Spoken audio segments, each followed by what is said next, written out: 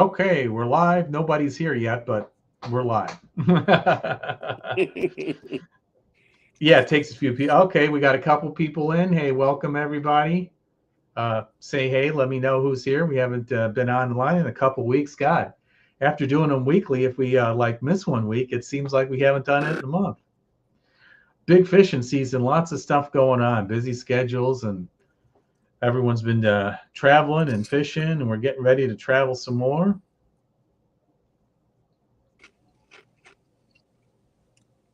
You're going up to Quad Cities, right? No. No. I've already backed out. Oh, yeah. No. Why not? Well, a couple of reasons. The first reason is I'm leaving Wednesday for Michigan. I'm going salmon fishing and steelhead fishing. Oh, and that's what I did with my dad as a kid on Lake Michigan. Nice. Yeah, I've never done it. Is that where you're going? Yeah, we're going up to Manistee, Michigan, or Manistee. Manistee. It's like Manatee, but it's got an S in it. So yeah, we're going up there for 4 days, and I don't know. They're those super tournaments that I went to lacrosse a couple of years ago. Had a great time, but I don't want to. My season's pretty much over at this point. So yeah. No, that's cool. I love smoked salmon. I love catching salmon or trout. Oh man, it's such good stuff. We're out of Chicago. So we go around the Barron Springs, whatever river that is right there that comes in. They would go. They would. Which one? Oh, I forgot what it's called. But yeah, we follow them up the river there and catch them.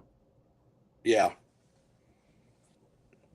Well, my buddy Mike goes every year, and he's got some nice young guide up there that he goes up to, and that's what we're doing. I mean, I'm stoked. Sweet. Yeah. I want to go catch some salmon. Yeah, I got some buddies up there from when I lived up there days, and I keep saying, "Hey, let's set a date. Let's set a date." And we just look at our calendars, and man, it just doesn't work out. It's amazing. Yeah, one of my friends from high school got on here. I can see some people coming and going. I wonder if we're having some connectivity problems. Hey, Matt. Nice to meet Matt. When I was out at Lake of Ozarks, I met Matt for that one, face to face. It's nice to put a name to a face and talk to people. You know, John? Sure, absolutely. That's why when I saw you at the Academy Sports, I'm like, hey, that guy's got a YouTube channel. Yep. Yep.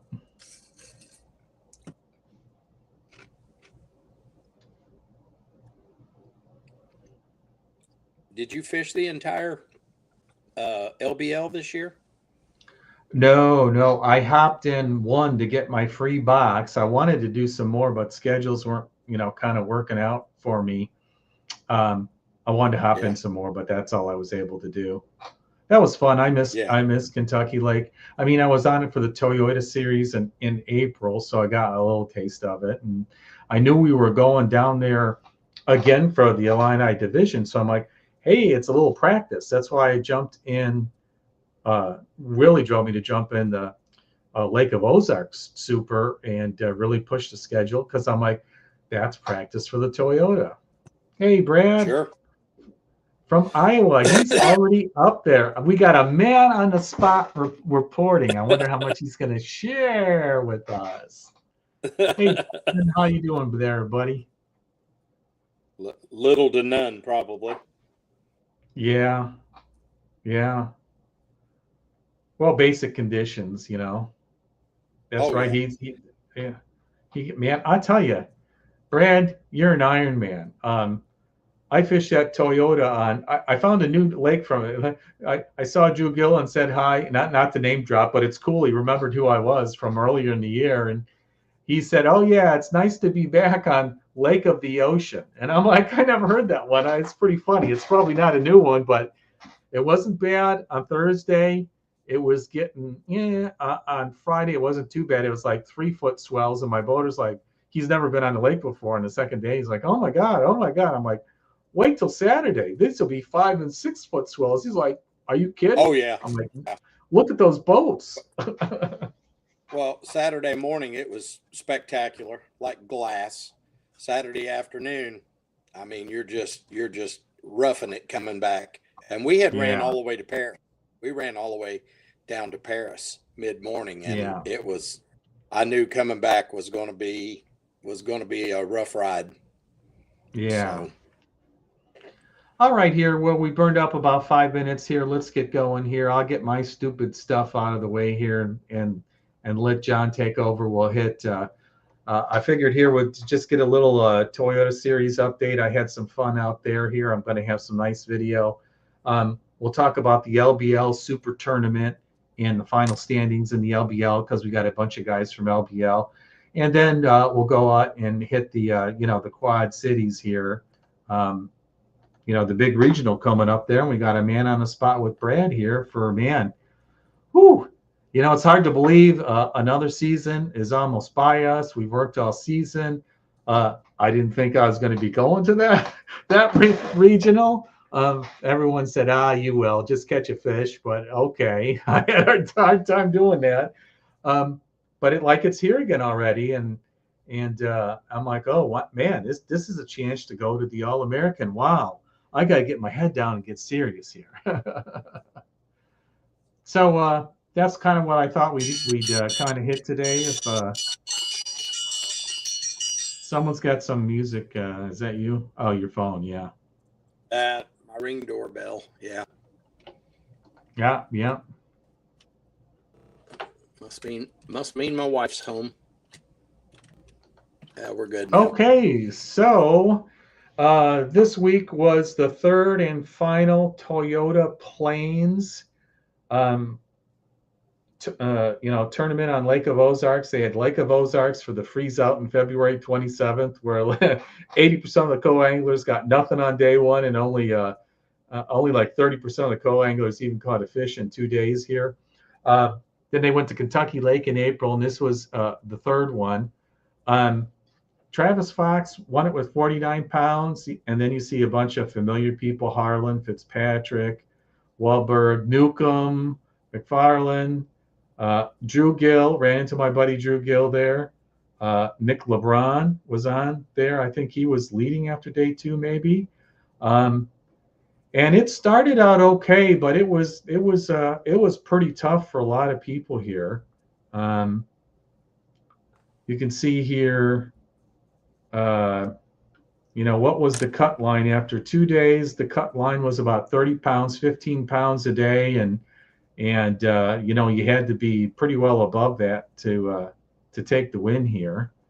36 grand, not a bad paycheck for a weekend, but they're few and far between here. And then as co-angler here, it took 35 pounds over 3 days, man. Co-angler, 33 grand in a tournament. Wow. This guy hadn't won one, but this guy who was about to win and just barely didn't win it, it's already won a boat this year, and I think 4 boats total. So this guy's like a super hammer. We know about Alan. Alan was on. He's always in the thick of things, and he was saying it was pretty tough here. Jason Swanson, I ran into him. He said hi. He's friends of Dustin's and Matt's here. I think he's from Great Lakes. In fact, we'll probably see him at the regional. He was doing really well. Day 3 killed him though, boater draw and all that. John Morales, I'm not sure if you guys were looking at this, but old Randy got disqualified for violating the communications rule. And I'd like to talk about that because it's a topic that I just went back and reread the rules today, and we should talk about, because at the Super Tournament on Illini at Kentucky Lake, I remember Bob making a comment when we were lining up for day 2, and it kind of didn't make sense, and I had to think about it, and I never thought about it. I had a pretty crappy day 1. The top 25 fished day 3. The top 35 got paychecks, and it took 14.6 to get a paycheck. I just missed it. I got 1 bass and 2 shorts on day 1. I drew Jeremy Lawler. it was great for the fact that he's a pro. He's an expert flipper. I saw him work his magic all on day one. He had like 14 and a half pounds and was in the fray of things here. And I learned a ton, but there's not many scraps behind him. About 15 minutes in, I saw some fish breaking in like the middle of the bay. Of course, we were fishing docks. So I ripped out my Kentucky winning top water, threw it out there, got about a 2-pound largemouth, and then I only got 2 spots on day one.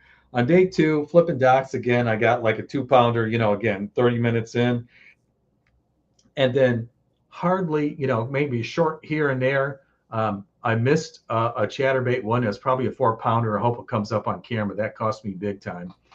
And then no more fish until about 1:30, and we hit a dock. And within 10 minutes, I had like a 3-pounder. And my biggest fish ever in an MLF or a Toyota or even a USA Bassin, I got a 4.4-pounder from underneath the dock. So I went a little batshit crazy on that one. So that should be a nice video.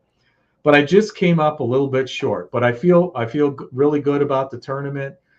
Makes me really, hungry to maybe do it again next year when I said I wasn't going to do it. But, what can you say there?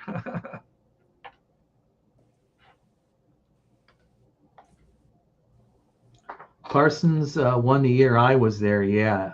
Brad, Matt, and I went to Clinton area last weekend. Oh, yeah, Clinton. Corey Bowman's from Clinton. That's his home lake. Yeah. Okay, we'll remove that one. And then we have John Collins on. John Collins, he fishes the Illini and the LBL here. And John, why don't you give us a few-minute background on yourself, and then we'll jump into the LBL division standings. So I'll get those teed up in the background.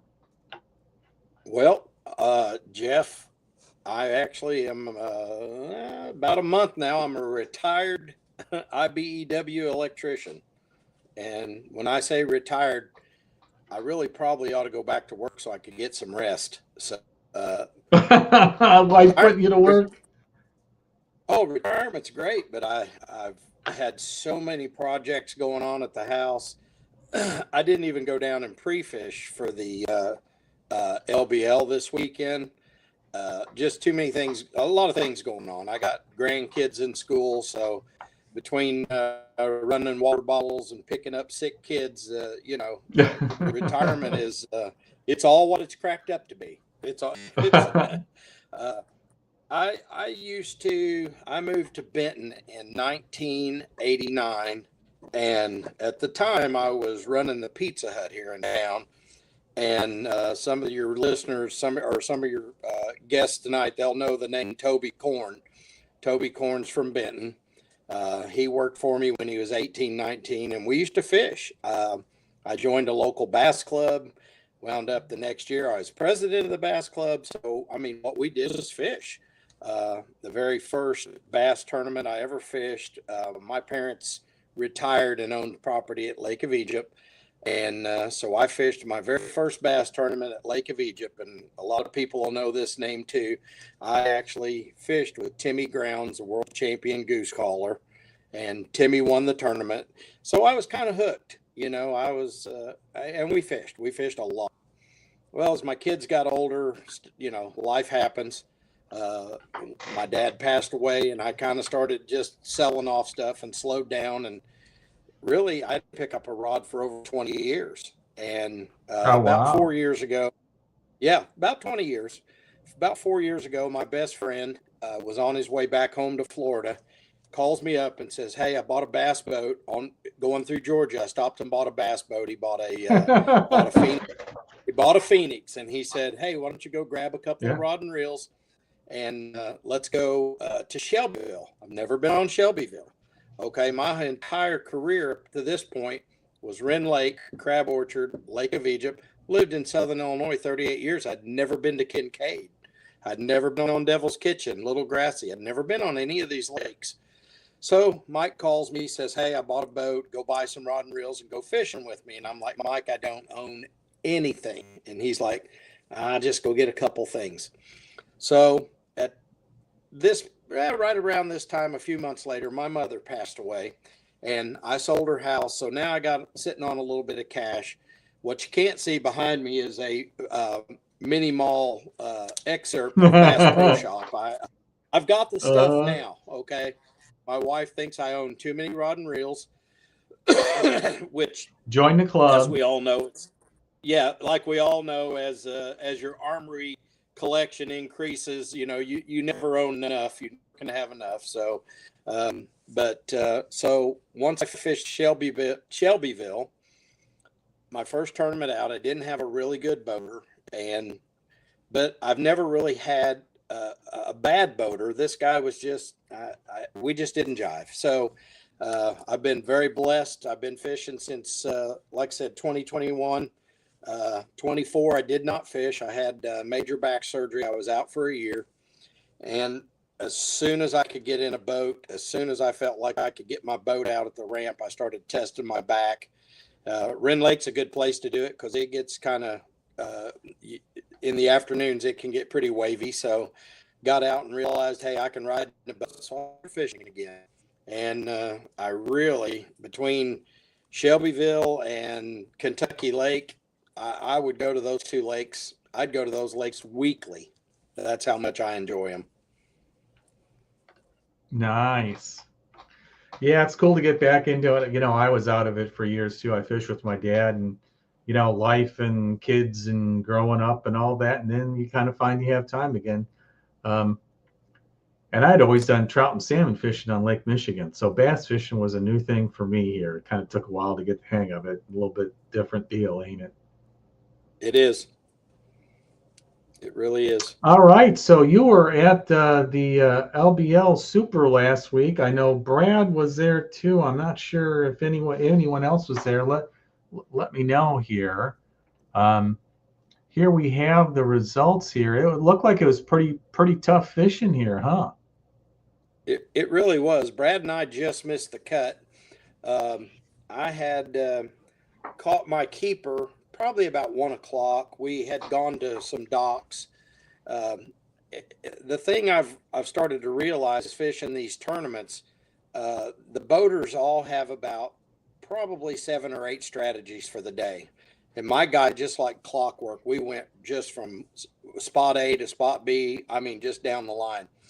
When we got to the docks, I picked up a stupid tube and threw it. It's the first time I've ever actually fished a tube, caught a keeper. He had just caught a keeper, and when he caught his keeper just a couple of minutes in front of me, we realized that we had lost our dip net going down the lake. So now we're just literally reaching over the side of the boat, pulling fish in, and flipping or old school grabbing, right? Yeah. Oh yeah. Both. A little bit of both. I caught my keeper. 2 minutes later, I catch a short, and the rest of the day, I had short fish. We had started out in the mornings. Everybody talked about a topwater bite. If you kind of watch the video of both days, that topwater bite, you either had to stay with it the whole day. You couldn't be intermittent with it. If you did it all day, you might have had what you needed. Most guys abandoned that. A lot of guys went out deep, Carolina rigging or whatever, deep crankbaits, and scoping. And some scoping. Look at it. Scopers are all on the top again. Look at them. Yeah, and believe it or not, my guy, we never caught a fish on a minute. He had several chase the bait. He had them chase the bait all the way to the boat, but they didn't commit. So September is a really odd month at Kentucky Lake. So I mean, it's like Wren Lake at any given time. It'll frustrate the snot out of you. Yeah, I mean, looking at this, I mean, hey, your typical super scopers that they're like 17 pounds a day, 35, 34. Burger one, that Illini here, he had 30, 30 here basically, 28, and then Bargie's really usually up there. Sometimes he's a little off, and okay, you guys might know these guys. I think this guy was out at the Toyota. I saw him go across the stage. PBS, I see Joshua Bradley, and when that tournament 4, I was in with him here, and he almost made the cut. So he just made the cut. But wow, look at that! 8 pounds in 14th place on day one. That is wow low, huh? Oh yeah, we talked about that while we were fishing. That probably we really thought it would be 10 pounds would be the cut, but when we were watching people weigh in, it was beginning to be obvious that the weights were going to be a little bit lower. So, And look at this, 4 fish now. We're down to 3 and 2 fish at 16th. Let's see how many yep, boaters. Wow, only 42 boaters even caught a fish. yep, Boaters. yep. Really on the coast side, Jeff, I've noticed on the coast side, most tournaments about 60% of the cows are not weighing fish. So, Wow. Even during the regular season at LBL? yes. Well, Wow. refer back to the first Wren Lake tournament this year. Yeah. Illinois lakes are different than Kentucky Lake. I don't put those in the Yeah. same deal. Well, but Okay, again, here's the. Go ahead. I mean, it's Kentucky Lake in September. And obviously you and I do a lot of homework on these lakes, and I try to pre-fish when I can. But it's like the Illini that we just had down there. I pre-fished, and well, you and I talked about it. Everything I caught my fish on the day before the tournament, I never boated a fish the next day with it. So Yep. it's Yep. the 24-hour change, whether it's a drop in the barometric pressure, whether it's a drop in the temperature. We had no cloud cover this weekend. I think that killed us. I mean, we had Oh, yep. bright sun from 7 a.m. on. So I don't think Yeah. I don't think that helps at all. So No. Yeah. And it's fall. They're chasing shad. Shad are moving, so the bass are moving, right? yes, yeah, we saw a very sparse amount of fish busting shad. It's not to say they weren't doing it, but they certainly weren't doing it where we were. Yeah, big time. So Stan Evans had 17 pounds, got his limit each day. One co-angler got at least, I can't say, one co-angler got a limit each day. And then 3 and 2 got you second and third place. There's Gary Huber. He's a hammer. Yep. And then, it looks like these guys did better on the second day. That's interesting. With Super Scoper buddies. So wherever those guys were scoping, there must have been more fish in the area, or maybe they did more topwater. I don't know. Some of the guys did say they stuck with the top water. I think what the guys that were scoping their co-anglers were probably Carolina rigging those ledges. So that's Yeah. that was the way I understood it when the guys did their interviews across stage. So Wow, one 4 pound fish, 4 pounds got you in. yep, that's why And look that at all, and second these are just onesies. Yeah. yeah, that's why that second fish is always critical. Like I said, Brad and I were right there. I was 10 ounces out, Yeah. and Brad was close. Yeah. Brad was closer than that, but that second fish is critical. Yeah, man, you guys are right there. Got a few more entries than you might have got in. Yep. Yeah, wow. Yeah, because we figured out MLF. Okay, They half blanked. Yeah, they round down. They don't. It was figured up to be 13.6, and they round down to 13. Yeah, they don't make their Instead money. of They don't pay. Leaves yeah, more money for when you make the cut, absolutely. Oh wow, yeah, that was a tough tournament. So let's go to the standings for LBL and see how you guys landed up here. Boater Clint Knight, Harlan Thomas, Berger, Drew Morgan, Dempsey, Boss. Yeah, you guys are probably Buck Meyer. I've seen that name before. Val, yep.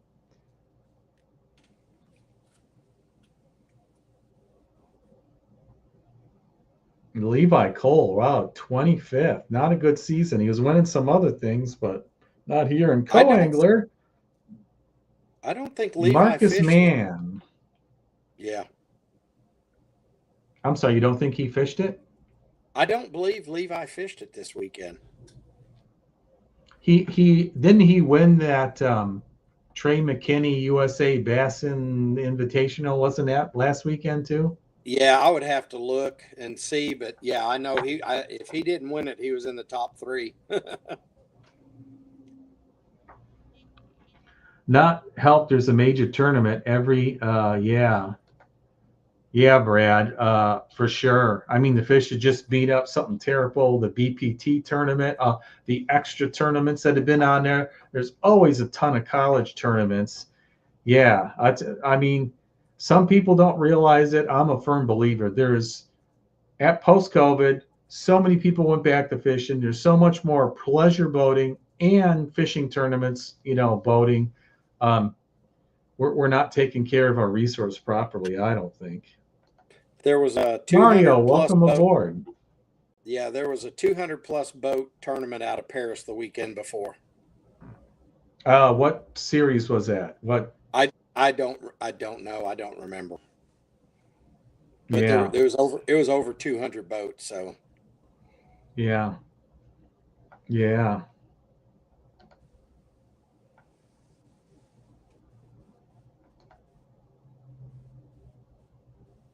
He's going to be. Oh, he's practicing for the regional. Smart guy. Smart. Yeah, he just said, "What's more important?" Yeah. good Marcus move on his Mann. Do you part. guys know Marcus Mann? I see Wheeler show up all the time. I see Griffith show up, and our buddy Brad. Man, Brad's having a killer year. Congratulations, Brad.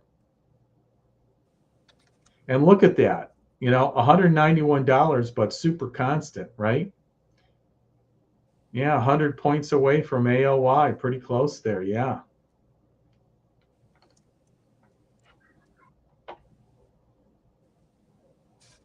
Oh, the Icon tournament. Oh, yeah, I saw that on Facebook or something, probably, yeah. 347 boats. It was a college big bash. Oh, my goodness. Okay. No freaking wonder. Okay, you guys should have been throwing bitsy bugs and Ned rigs. Were you throwing bitsy bugs and Ned rigs? I did not. Yeah, you're probably right. I have done really, really well just throwing a crawl on all the different lakes, either Yep. a beaver style or a crush city cleanup crawl, and Yep. I've had a lot of success on it. So you always drift back to what you know, and Yep. so I always have one of those on a Carolina rig. I have one of them set up Texas rig. And that's kind of my go-to bait when it gets slower, when it gets kind of, start not really giving us the pattern that we're looking for. So yeah, Brad does have a great point with all the pressure on the lake. I mean, and then you add in another 250 boats running up and down the lake, pontoons and everything else. So yeah, I mean, that's a lot of traffic. Even though that lake's very large, it's a lot of traffic. And Yeah, for I did sure. in the Illini, we fished quite a bit in Barkley. Now we didn't make it. I did not go to Barkley Saturday. Barkley may have been the place to go. I don't know. So I didn't hear anybody. My boater's name was Kane, and I'll have to look at his last name. He's out of Louisville, Kentucky. Super nice young gentleman. Works for Marathon, and knows the lake. He's won some tournaments. He's won some money, and like I said, he had a game plan from the moment we took off. So that helps. I've had boaters go out and they go, "Oh, I've only got one spot," and I'm thinking we're in trouble. So that's the last thing I want to especially if you don't know spots. Yeah, well, that's one thing I don't want to hear a boater say is I've only got one spot, But yeah, he had pre-fished 10 hours the day before. Everything he did the day before was spot on. But again, the overnight, whatever changed overnight, it was enough to push all the fish that he had in these. He had some fish up in a back bay somewhere, and all these fish were gone. So Yeah. Yeah. so I mean Yeah. Lake that's of Ozarks, first thing, it was okay, a little tighter as the day went on day one, but day two, man, it was tough. And fish moved and people were catching them. My pro Lawler, 14 and a half pounds on day one. On day two, he showed 0. I'm not sure if he just decided not, he had a couple weight and you weigh him in, but he went in, he was like top 10, and then he zipped. yeah. And he's a BPT guy for the last 10 years. Yeah, that's crazy. Yeah. Well, but that's what I said. When we started out Saturday morning, we rolled into that first neck, and the fog was heavy on the water. Within an hour, the fog was gone. The sun was on, and sometimes when you're fishing with a boater, I don't make suggestions. If they ask me if I've got a spot, I may say, yeah, let's run over here. But I don't say, hey, look, the sun's up. We've done this. We've done that. Let's go deep, or let's go, because we pretty much did everything. We hit deeper water. We did a lot of the rock pebble banks. We did some ledges. We did a lot of brush piles, and we saw a lot of fish, but they wouldn't commit. So Yeah. I would assume this time of year they've eaten enough shad now that everything that comes by is not a meal. Yeah. So, Yeah. And they've been hooked a few times too, probably. and yeah, right? they've been pressured. Absolutely. Yeah. So Yeah. they've been pressured. So, yeah. So the next thing I wanted to hit here is rules. Something, Randy got DQ'd for talking to people he shouldn't talk to. And I actually got the rules pulled up here. I think it would be interesting to talk about, because now as we go on to the regional folks here, there's more scrutiny or not. There's a lot on the line here, a trip to the All-American, and I thought it was worth a little review and stuff I didn't remember. And I do read that little packet we get every year, and it's back on the communication rule. The no practice off limits 6 p.m. the day before, or Toyota said 2 p.m., no problem. Testing equipment, no problem. Once competition is underway, contestants may not solicit or receive information about locating or catching fish on tournament waters from anyone except boaters and co-anglers confirmed in the tournament and through publicly available sources. Okay, I always forget this weird clause here, because like during the tournament, I see my boater go by and talk to other people, and during the tournament, I've always kept my mouth completely shut, because I keep forgetting about this rule. Is you can talk, but only to people confirmed into the tournament. So, hey, who remembers that one? John, did you remember that was the rule? Yeah, my buddy Mike and I talk about this quite a bit, because he fishes MLF. He fishes down in Florida, which is where he lives during the winter. And, there's been some controversy with different pros. Scott Martin comes to mind, and different people. But yeah, I mean, if you're talking to somebody in the tournament, not a big deal. But you can't go to the bait shop, which, every ramp's got a bait shop close to it where all the locals go. And, but how do you go in somewhere and not hear some guys talking? How do you go in somewhere and pick up baits and guys go, how you doing? Hey, guess what? We were catching them on. Or, hey, you know what? This is what we were catching them on. What do you do? Go, stop. I can't hear that. I guess. Yeah, I've heard podcasts. I've heard podcasts on that. Or you stop at the gas station and some local yokel, hey, how you doing, man? Oh, we're catching them on that. No, you didn't solicit it. You got to say stop. And or the whole thing about the bait shop I heard on a podcast, and the guy's like, well, the way they're cracking down now, I'm not going to a bait shop. I I got to make sure I have the baits I need and plenty of them and put them in my truck because it's just too dangerous. Well, but here it goes back to, does it say solicited in that? It's hard for me to see it because it's in fine print. Yeah, it says on my screen. I'll read it again. Once competition is underway, contestants may not solicit and or receive information about locating or catching fish on tournament waters from anyone except boaters and anglers in the tournament. So if it's boaters and anglers in the tournament, I mean, how do you know if people are in or out? And just Joe Schmo can show up too. This is the rule a lot of people say is ridiculous, and it's unenforceable, and you can't enforce it equivalently across everyone in the wild. It's kind of a ridiculous rule. Yeah, and that goes back to the word solicit. Now, if I call you up and I go, "Hey Jeff, I know you're not fishing this weekend, but how'd you do and what'd you do?" Okay, you're not fishing. I don't need to do that. But if you're sitting in the booth next to me at the Mexican restaurant and you're telling your buddy, "Hey, we were down there today and we hammered them on chatterbaits," I didn't solicit that. And am I supposed to turn around and say, "Hey, buddy, I don't know you from Adam, but shut your mouth"? No. Yeah, I know. You got to be a little ethical and protect your teeth at the same time. So, I'm like I said, you pull up to the gas pump and the guy sitting there filling up the John boat. And he goes, "Man, we're catching them on them stumps." Okay. Yeah. Oh wow, you went sideways there. Whoa! Oh, I lost your audio. Is it me?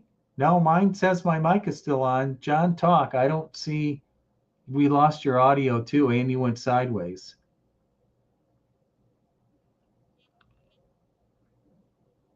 Yeah, John, confirm. Oh, maybe he's going to dial back in. Hey, can you guys hear me say I can hear Jeff, and I can or cannot hear John? That's cool. Okay, we can see you now. Actually, that's better quality. Yeah, that's a better quality picture like that. It's a little bright, but we lost your audio, like your microphone. You're using the iPad, I think you said here somehow. Yeah. Maybe drop the link and come back in. Is that what you tried? Yeah. Yeah, okay. Thanks, Eric. That's what I was thinking. Hey, maybe you guys are up on this rule. The next one, and when I was in day 2, of course, during competition days, contestants may not place brush or physical fish attractors. I heard about guys doing this on non-tournament days, right? Anglers eliminated after each round of competition are considered to be non-contestants. Okay, contestants in the top 20% cut after the close on the way in a day 1 super tournament may not solicit or receive information about locating fish on tournament waters except for the other 20% and public sources. This is the one that Randy got busted on. He was talking with a fellow tournament angler during the week and, all the time, which is okay, but not after the cut. So up at the regional, we're not going to have a cut. This year, it's 2 days. Everybody fishes the whole deal here. So it doesn't apply, but at Toyota's, it would apply. And, I remember him talking about that during the tournament meeting. I was hanging around, and Bob said it during, the super at the Illini. So I just thought it was something, you guys, it might be good because there's so much on the line to just take another quick look-see at the rule book here and, make sure you're all good. And then the other one that concerns co-anglers, and this one I never remember reading until Bob brought it up, during the super tournament was this one. Let me make sure you guys can see that. In multi-day tournaments, so this will apply to the regional because it's multi-day, but it's not a cut. Co-anglers who share a boater's partner's fishing locations with another contestant can be disqualified, along with the contestant requesting and or using the information, like, hey, where'd you go, guys go day one, or how did your guy do this or that? I just, kind of ethically thought it wasn't cool and kind of avoided the subject or didn't answer or were very vague. But I can say, hey, that's a rule. We can get disqualified. We can't talk about that. I think Bob also said, but it's not in the rule set, that if a co-angler shares one of his locations for fish to a boater, it becomes the boater's location and fish. So the co-angler can't tell that to his day two boater if he shared that on the day with the day one boater. Now, that I don't see here. Maybe that's somewhere else in the deal here. But Bob brought that up here on the Illini Super Tournament, with the little meeting. All right, John, can we hear you now? We can see you. I hope so. Yep. All right. Good deal. Good deal. Okay. I was just going into this, the other rules here about once there's a cut on a super tournament, you cannot talk with non-contestants. You can only talk with the top cut contestants, from day one to day two. And that's what Randy got busted for. He left to go get a tire fixed and came back and missed the beginning of the meeting at that Toyota. And his fish got disqualified when he came in on day three here, because someone said he was still talking to someone and knew the rules. Oh, wow. Now, he kind of got on the co-angler for blabbing, but it's just like, hey, dude, you blew the rule. You should know the rule. They said the rule at the meeting. You missed the meeting. I mean, that's on Randy. He says it is on me, but he was like saying, why did the co-angler have to go behind my back? Well, dude, you broke the rule. It ain't the co-angler's fault. Stop blaming the co-angler, right? That's right. That's called personal responsibility for a reason. Well, and in the very first regional that I fished down at the LBL 2 years ago, I did not know this till we did our second day meeting, because I qualified for day two. And we were told we couldn't go to any spots that we'd fished with our boater the day before. Well, I mean, again, I wasn't asked by either boater where I wanted to go, which didn't really matter. I mean, at that point when we were fishing, everything was on the main river, and we were targeting fish that were busting shad anyway. So it's just kind of one of those things that, yeah, you shouldn't take people to someone else's spot, but I can just about guarantee you every place I fished the other day, people have already been there. So, I mean, well, yeah, community holes. You can't tell your boater, you can't go here because I finished yesterday, but you can't tell them, oh, hey, my boater fished over there and we nailed him. You cannot say that. Yeah. He can go there. He can go there, but I mean, you can't tell them or share it. I mean, that's just the deal. The boater's in control. He's got his own plan to do his own thing. You're along for the ride. Yeah. I mean, you go to, for a fact that if you go somewhere, these guys you're talking about a couple of boaters that you fished with that roomed together and traveled together. You can hardly go somewhere with one that you don't go with the other, that you're fishing over each other, over their spots, because they're sharing that information. So, but again, I guess it goes back to soliciting, the word soliciting. If you're going to go and actively try to track somebody down that's not fishing, but yet, hey, what if your best friend's a guide on the lake and he fishes 250 days a year, but he doesn't fish tournaments? Well, don't contact him. Right. So, okay. So, I just bring it up. Hey, a lot on the line, guys. If I read the rules at the beginning of the year, I don't remember them all, and that was interesting. And this came up. I just thought it was good to, how would you like to actually qualify for the All-American or have a chance to go to day 3 and then find out you're disqualified because you accidentally did something? You know, you got to take responsibility and read the rules.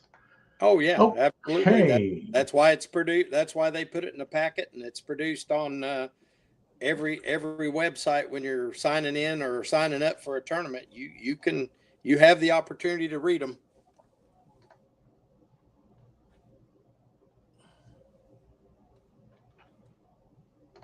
Okay, so let's see. Let me make this maybe a little bit bigger. So this was I pulled up the results from the regional last year.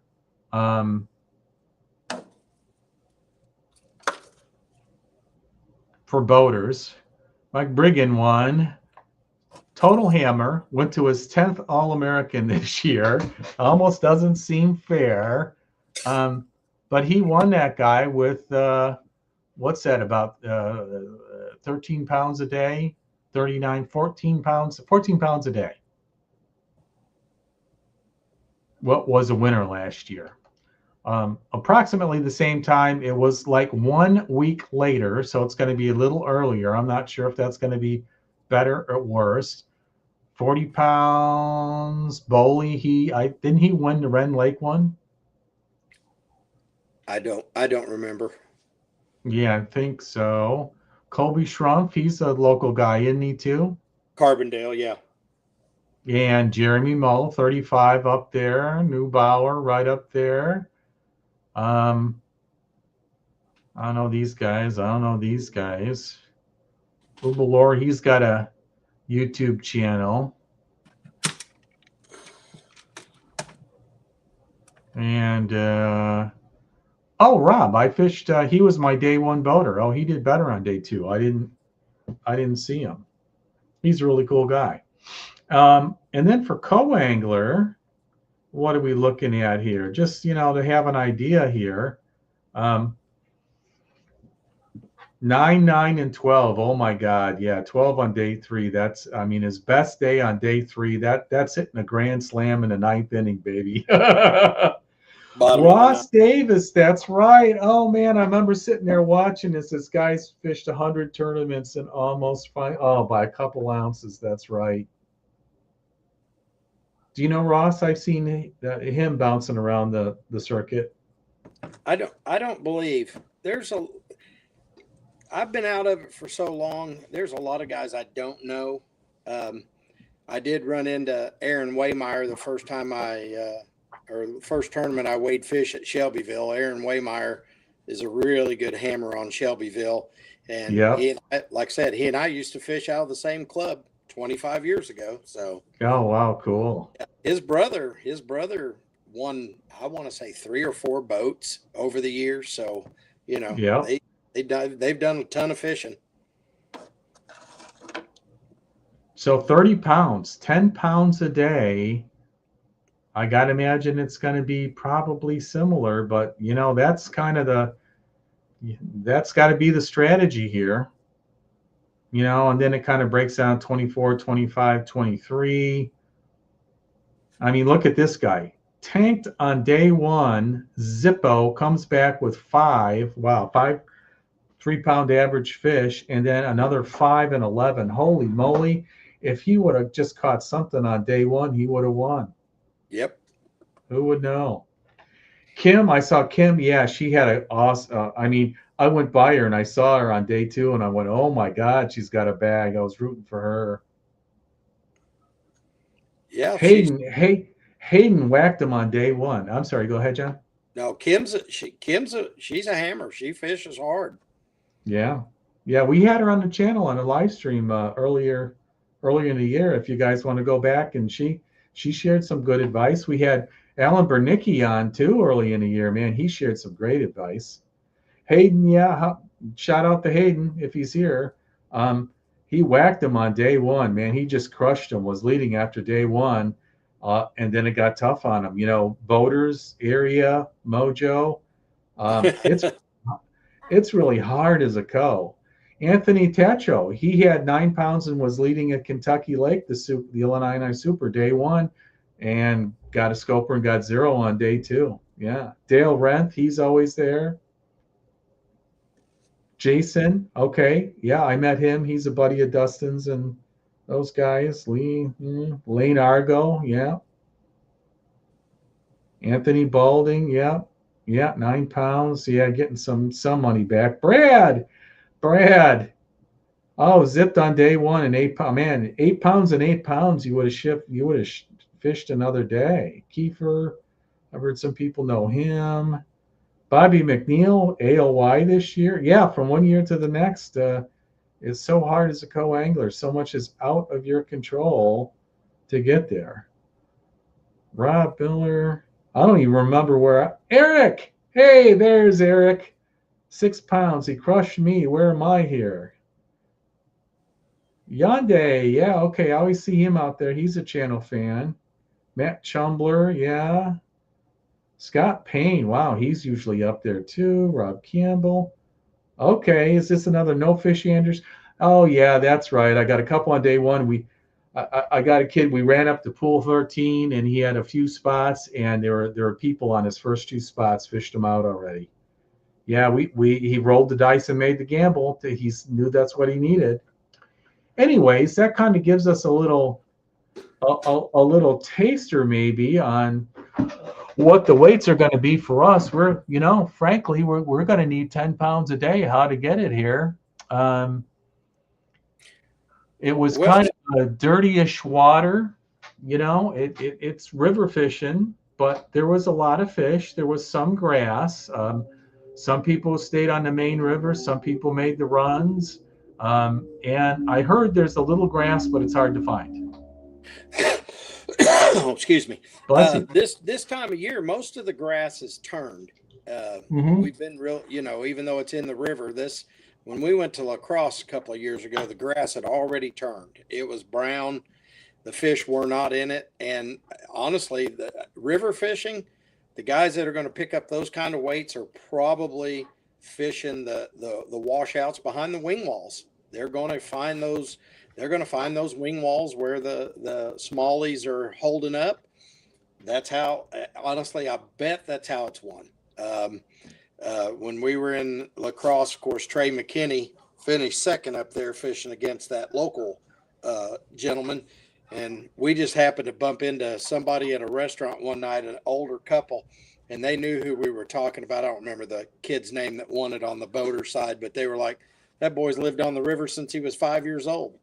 I mean, how do you beat somebody like that? Okay. Yeah. It's like, it's like the Jake Lawrences and Drew Gills. Once they've got it figured out, you're fishing for second in your mind, probably. So, but yeah, if you get in with the right person and they go to those wing walls and you can find those dig outs. Now there'll be a lot of fish caught off of the laydowns and the brush piles and everything that's washed up on the banks of the river. There will be fish there. I don't know that it'll be the quality of fish that they'll catch out in the main part of the river. Like I said, my guy day 1 just fished the brush piles and caught some fish. They weren't winning fish and they weren't winning numbers and there were shorts, but you could fill out your bag there. My younger guy, day 2, after going up to 13, he did hit some wing dams. And I can see where that's the place to go with the current and the smallies. It's just like anywhere else. You got to have 20 of them, and you got to go, are they here? Are they here? Are they here? And if they're not there, you can't waste time. You got to hit that next one because you just got to land up on one of those places when they're there. Exactly. Yeah. I mean, if you're going to, like you said, you got 20 of those spots, they'll produce 5 keepers and probably 5 good ones. So, yeah. But like I said, you're going to spend some time and some effort to do it. But I would honestly say on the river, and the river's down. So the main channel is definitely going to, because a lot of that wood that would normally be in the water, those deadfalls, the stumps and everything, a lot of it may not even be in the water now. Oh, I didn't look at that. I didn't think about that. We've been droughting. Yeah, probably the river is low. Did you check the level? I didn't think to go look at that. I haven't looked at it, but Saturday before we took off, Robert, the tournament director, did tell us Kentucky Lake is down 3+ feet right now. You know, It was below. down 2.5 when we were there for the Illini Super Tournament, and Yeah, so he just made the comment, be careful where you're running, you know, make sure you're in the channels or whatever. And that's good advice, because you don't want somebody to come back, you know. Well, did you see Harper's boat? I heard. I did not see it, but it was on, I think it was on Facebook. Oh man. Not only was the motor, I mean, he didn't lose his lower unit, his motor was off, and it ripped off the back transom. Yeah. Well, and that kind of goes He's back boat shopping. It was so bad. Yeah, well, and that kind of goes back to these bigger motors and bigger boats. You really need that tender on there to keep that motor from winding up in your seat. So, you know, if anybody doesn't have one on a big motor, I don't know what they cost. They're probably $400 or $500, but I tell you what, I would almost think that should be standard equipment on any boat that comes out off a lot now, should have that on there. So yeah, it almost should be like a regulatory kind of safety thing. You should literally, that should be the first thing you should tell them before you buy a trolling motor and electronics, you know. And of course everybody goes, oh, that won't happen to me. Want to bet? I knocked a lower unit out on Wren Lake, and I live on Wren Lake. So trust me, I know it can be done. Oh yeah. Hey, Dustin brings up a good point. I was forgetting when I was looking at that. Yeah, I'm so accustomed to 3. I went into Toyota, and Toyota is still 5 for codes, and I only brought 3 cull tags. I'm like, well, if I run out of cull tags, that's a high-class problem. And I didn't, but I needed to. Good problem to have. Run out of cull tags. Well, in the Illini, I caught a keeper in the Illini, and my cull tags have sat in my bag all summer. They were dry rotted from the heat, so I just pulled them out of the bag, started pushing clips open, and every one of them broke. I'm like, okay, I guess I'm buying cull tags next year. So that was so that'll bring those weights down to 60%, or like 6 pounds a day, and I think that's what Brad was saying. So yeah, good point there. I kind of forgot about that. Yep. Oh, the old FFS topic. Let's come back to we'll come back to that one. I promise. That's a good point. 6 pounds a day. Yeah, and I'll tell you, if what we've seen, the trend here of fishing getting worse year on year, and it getting tougher because the water's low, because those laydowns aren't there and stuff, maybe it'll concentrate them out on those wing dams or other places. But if your boater's an old school bank guy, he's going to be in a heap of problem. It could be worse than that. I'm projecting, 6 pounds a day is a winner. I think for a go. Yeah. Jeff, is it a 12-inch fish on the river? I forgot. These guys probably got better memories. I'm pretty sure it's a 12-inch fish on the Mississippi. So you're going to have guys. I think it probably is. You're going to have guys bringing in fish that weigh 1 pound 6 ounces, 1 pound 8 ounces. Yeah. Oh yeah, Dustin, way down 4 feet. Oh my God, that takes out about every lay down we saw last year. Yep, and the sloughs, like you said, the big sloughs, you can't go in them. There's no water. So yeah, you're hoping you find somebody that really likes river fish. That means the fish have to be choked up in the main channel. Everyone's going to be wing damming it or whatever, huh? It won't be shooting fish in a barrel. Yeah.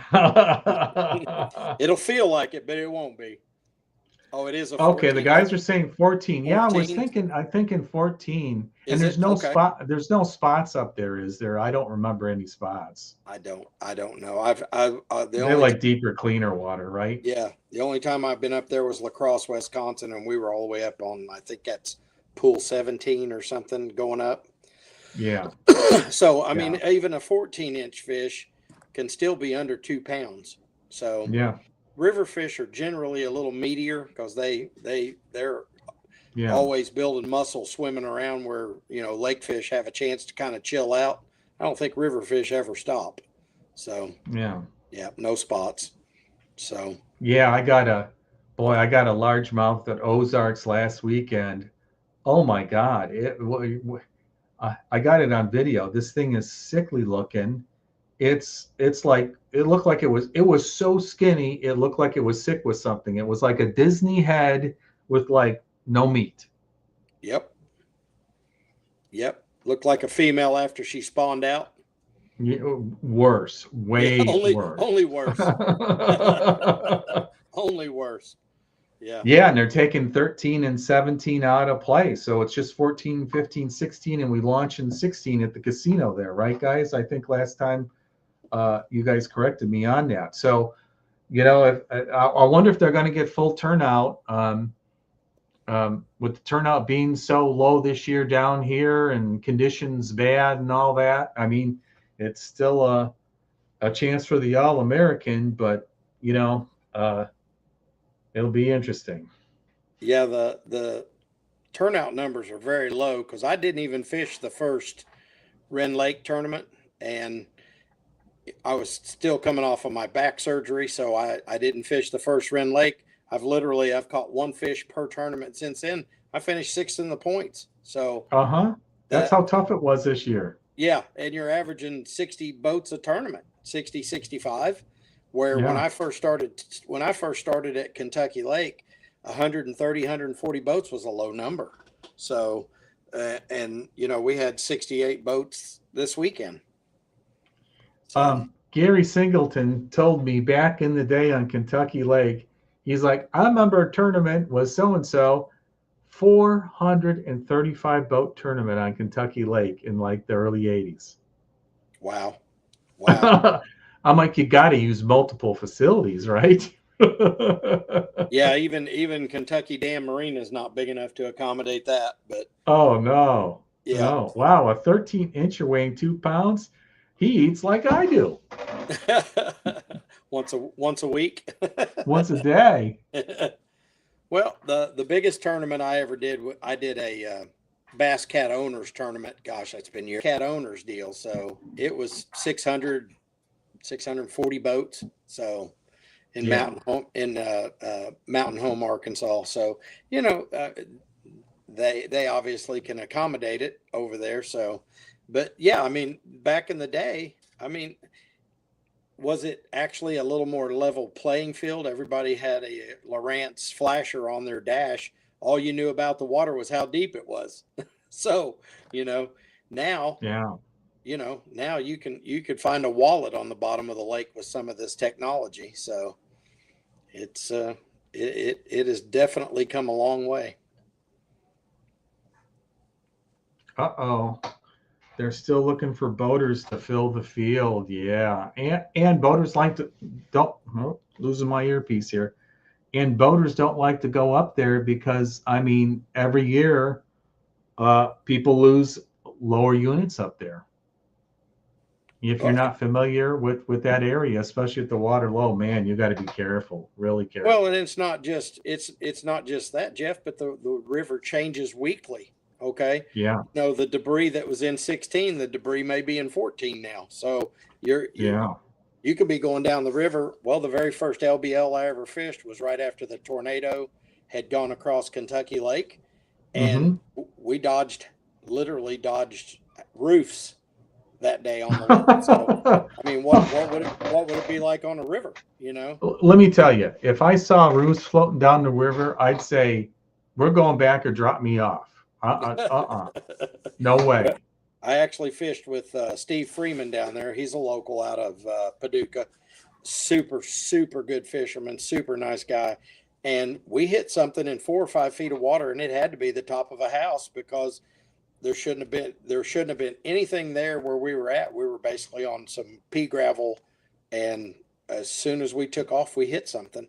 Now it just made some minor damage to his skag at the bottom of his motor, but this is what I'm talking about. That's that much debris in that lake in such a short period of time. A river's totally different because you got logs and trees and stuff constantly moving down that river, where you might have had a clear running spot last year, maybe a log jam this year. So yeah. Oh yeah. Yeah, I mean, even on the Tennessee River, I know we go down to Paducah a few years ago. Guy blew out a lower unit. He's going down to the dam. He's going 75 miles an hour.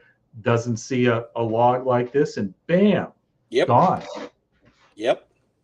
Well, and like I said, you kind of hope when you hit something like that, lower units aren't cheap, but I'd rather replace that than have to replace a motor, a transom, all your Right?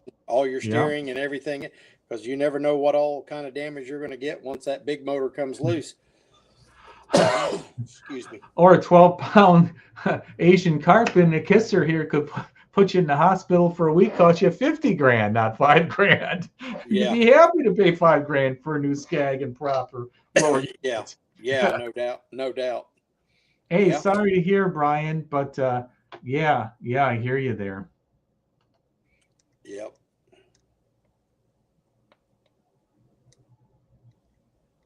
Wow. Yeah. Well, that's kind of I don't know. If they don't have enough boaters, I mean, what other divisions coming down? Wisconsin, Great Yeah, Lakes. Wisconsin, Great Lakes. Yeah. So now you got guys coming down that fish that. So I would think that most of those guys would come down and fish it. It's no different than them fishing their home waters for the most part. Well, I heard from most other coasts they tried to mix it up. So Illinois coasts went with Wisconsin boaters. Oh yeah, yeah, and vice versa, which is kind of a penalty for the coasts up there. I'm not sure if that's just the people I talked to or that was their strategy to mix it up. But there was 4 divisions last year. It was Indiana and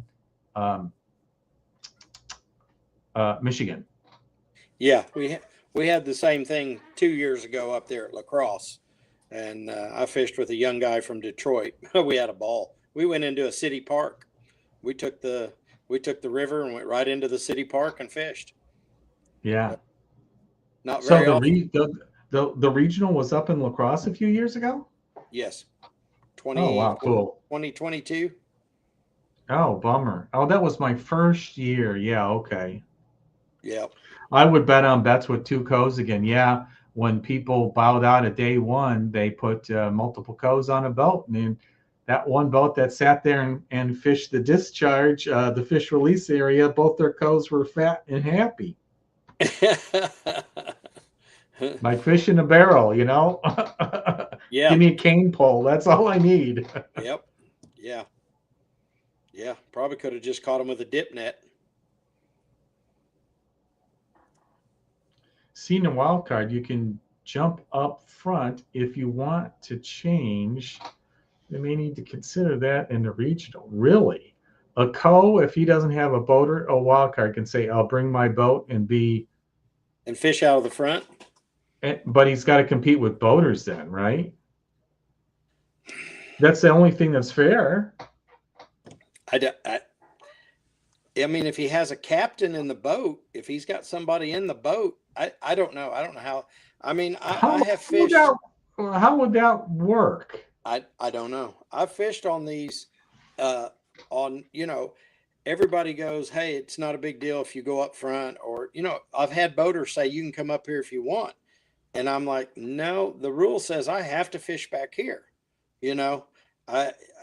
If I go up there, what I've done is I've just set myself up to fail a lie detector if I was to win it. So, yeah. I mean, and I've seen guys do it. I've seen guys get in the front of the boat with their boater, and they weren't landing a fish or getting their lure, out of a snag. They were just up there fishing. And I'm like, I don't know. The rule says I'll fish the back of the boat. I'm staying back there.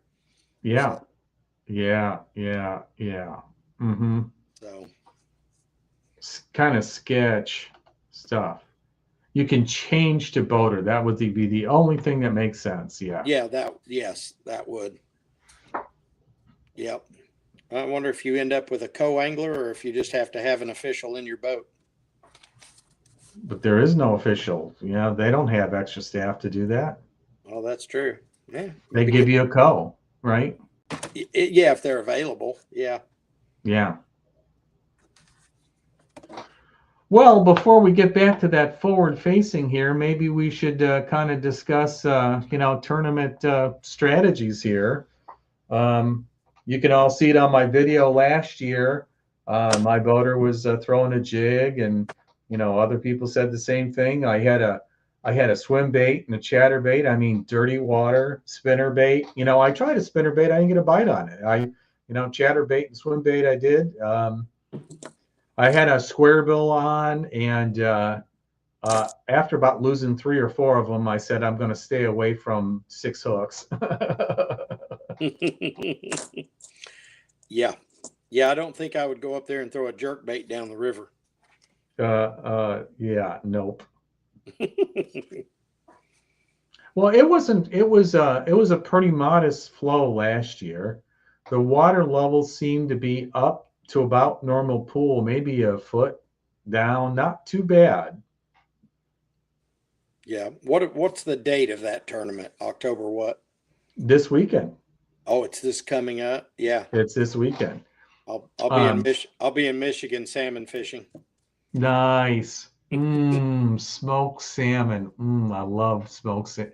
Fresh smoked salmon. You smoke it yourself that same day. Oh God, is that delicious? Sounds good, doesn't it? Yeah. Yeah. Probably have a better time than we do. My buddy Mike, I'll tell you a story real quick. My buddy got me back into fishing. I didn't tell you this earlier. I think I told you this at Academy Sports when he called me up and he said, "Hey, just go buy a couple of rod and reels. I want you to fish Shelbyville with me." And I was like, Mike, I don't own anything.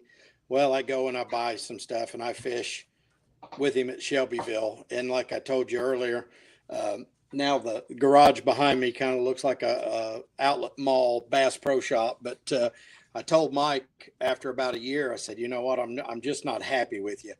And Mike and I have been best friends for 35 years. I was best man at his wedding.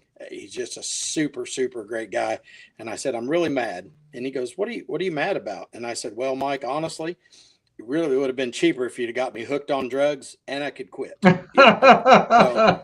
I spend all my money on fishing equipment, and of course I don't go to bars. I don't do anything like that. So whatever I spend on, I always try to work extra to pay for my fishing stuff. So, Yeah. I don't take the grocery money, the kids' Yeah. milk money. So Ain't nothing wrong with that. yeah. So he goes up there every year to do a little salmon fishing, and he's got a young guy up there that he's been fishing with for years.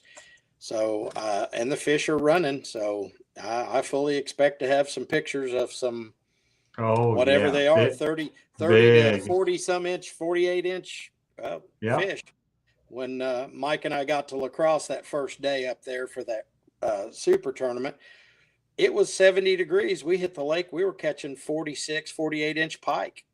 And of course, 2 days later, we were fishing in freezing rain and snow.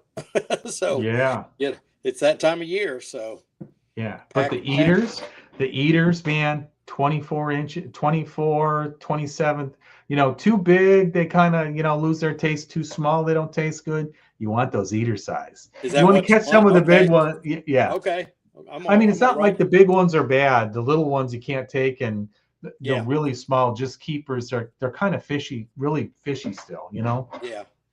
I'm gonna write that down because that's information we'll need. Yeah. Of course, he's been doing it. He knows he'll know what we're going to take and what we're not. So.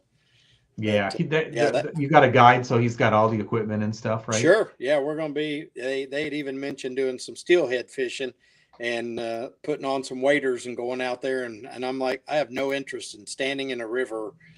Yeah. Just me. I mean, I know guys do it. And I know they love it, but I have no interest in standing in a river and fishing. I'm a great swimmer. I've been in every body of water you can imagine, and I've swam all over the world, but I'm just not interested in standing in it. I've seen. I was somewhere where a guy drowned. I mean, the water comes over your wader. It gets into your waders. That current comes. You're gone. You're gone. Yep. And it's slippery, and it's so much pressure you can't get out of them. You're done. Yep. No doubt. Yeah. No doubt. So, So I don't know. One of our guys going up with us backed out. He's had some issues he has to tend to at work, so he's not going now. So it's just Mike and I. So the steelhead may be off the table now. So it's all right. It's good. So we're gonna have a good time here regardless. So Jeff, we got a 3-bedroom if you're not doing anything this weekend. Oh, wait a minute. You're fishing upstate in Iowa. Yeah, my wife saw it was casino and said, "I'm booking a room. I'm going with this time." I'm like, Oh, wow. Amen. Well, there you go. Yep, there you go. Yeah, I've been very fortunate with the LBL. My brother-in-law and sister-in-law moved to Paducah.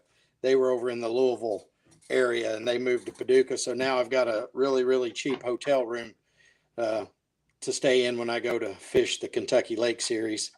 So it's only 30 minutes to the dam from their apartment. So, and I have my own room. So, so let's ask. So if you were when you were up in La Crosse on the Mississippi River for regional, it's probably the same time of year. How were they catching them up there? the Trey McKinney and that other boy were actually doing the wing dam, but if I remember, it's been a couple years ago, and I'm a little older now, Jeff. I don't remember things quite well. I would say, okay, George. They were throwing. Honestly, I hate to even say because I don't remember, but I do know they were fishing the wing dams, the washouts behind them, where the water kind of really gets deep right there. The fish were staging in that, and then anything that came around the dam, they could just ambush. So as far as what they were throwing, without going back and looking at the video footage from MLF, I could not off the top of my head tell you. So, but they definitely. MLF was videotaping a BFL? No. I'm saying the post tournament interviews. Oh, gotcha. The post tournament interviews with the winners. Yeah. So, I'll like I said, of what you can believe from that. True that. Because fishermen don't lie. Well, I heard 2 stories my whole life. Okay, all fishermen are liars. Just not all liars are fishermen, and all college professors are crazy. Just not all crazy people are college professors. So that's 2 rules I've kind of lived by my whole life. So. Mm-hmm. So let's see. I polled everybody. What you guys bringing for baits? Everyone's tight-lipped. They're like, I'm not saying anything. Well, I think Brad. No big secret. It's dirty river water. Chatterbaits. I wouldn't be afraid to throw a beaver, Texas rig beaver, something like that. I mean, yeah. It just depends on where you. If you end up in the main river, it's going to have to be 1/2 ounce to 3/4 ounce to withstand the current. So jigs or whatever. So it'll be interesting to see the numbers up there. Yes, it will. And conditions. I will get a day of pre-fishing here. Pulled in, got lucky here. I set up with Pat Odell here, and at least I get a day to kind of see some water, get a feel. It'll be a short day. It's just Thursday, but something is always better than nothing, even if it's just like a mental thing. I've seen the water. I see the visibility. I threw it a couple things. I just got a basic feel for it. Even if I didn't catch anything, I find it helps me. Yeah, I fished with Pat on the last Shelbyville, and I mean, what a great guy! What a great day to fish. So, yeah, absolutely. The key to it, well, it's just like when I go to Kentucky Lake, I'm not looking for particular spots. I'm looking for what are they hitting when I throw it? How deep's the water? Again, what are the conditions? How deep's the water? What's the clarity?